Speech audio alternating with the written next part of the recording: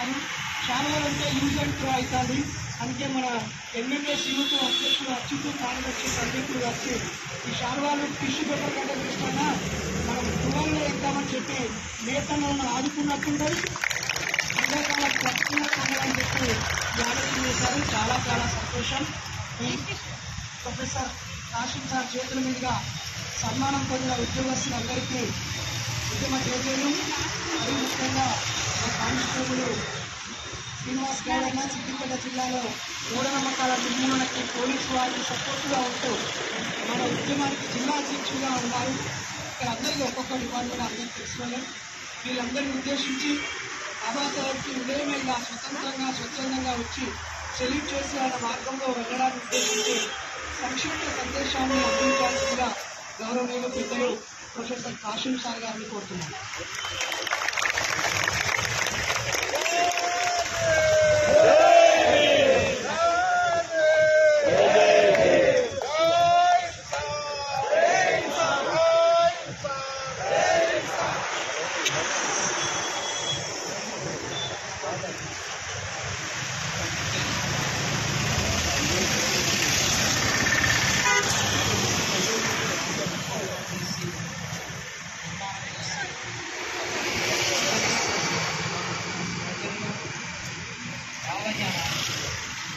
సరైన భావజాలం మూఢనమ్మకాలకు వ్యతిరేకంగా ఆలోచించే భావజాలాన్ని మీ అందరిలో పోటీ చేసుకున్న నా మిత్రుడు బైరి నరేష్, వాళ్ళ బృందం, ఇక్కడ హాజరైన మీ అందరికీ ఇవాళ బాబాసాహెబ్ అంబేద్కర్ జన్మదినం సందర్భంగా మీ అందరికీ శుభాకాంక్షలు తెలియజేస్తున్నాను.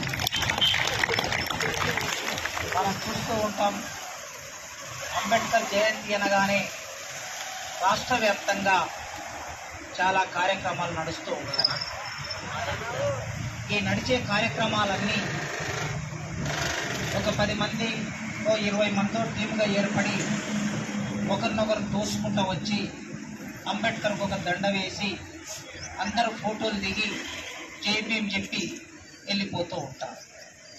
ఇది అన్ని చోట్ల జరుగుతుంది. రాష్ట్ర వ్యాప్తంగా ప్రతి గ్రామంలో జరుగుతుంది. రాష్ట్ర రాజధానిలో కూడా జరుగుతుంది. ఇంకా 9, 9:30, 10 గంటలు అయ్యేసరికి మనకి అక్కడ ట్యాంక్ పాండ్ మీద ఉన్న ఆ చిన్న అంబేద్కర్ విగ్రహం దగ్గరికి ఇలాంటి బృందాలు చాలా వస్తూ ఉంటాయి.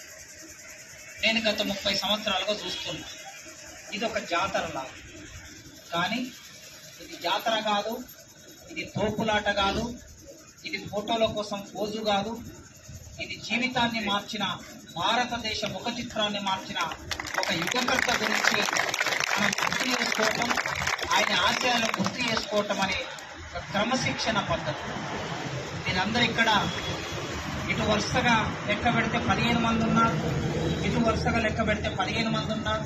అట్లా లెక్క కడితే బహుశా 200 మంది ఉంటారు. నాకు లెక్కలు సరిగ్గా రావు. నాకు 15 ఎంతలో మీరే చెప్పాలి. సో అట్లా ఒక పద్ధతి ప్రకారం కూర్చున్నారు. క్రమశిక్షణ అనేది జీవితంలో చాలా ముఖ్యమైనది.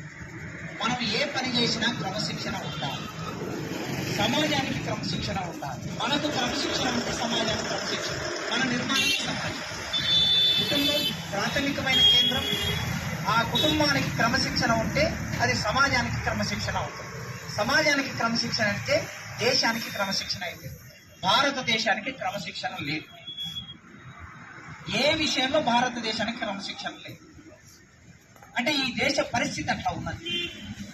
ఒక రకంగా ఇది భూస్వామ్య భావజాలం కలిగి ఉండటం, ఇది స్త్రీలని అణచివేసి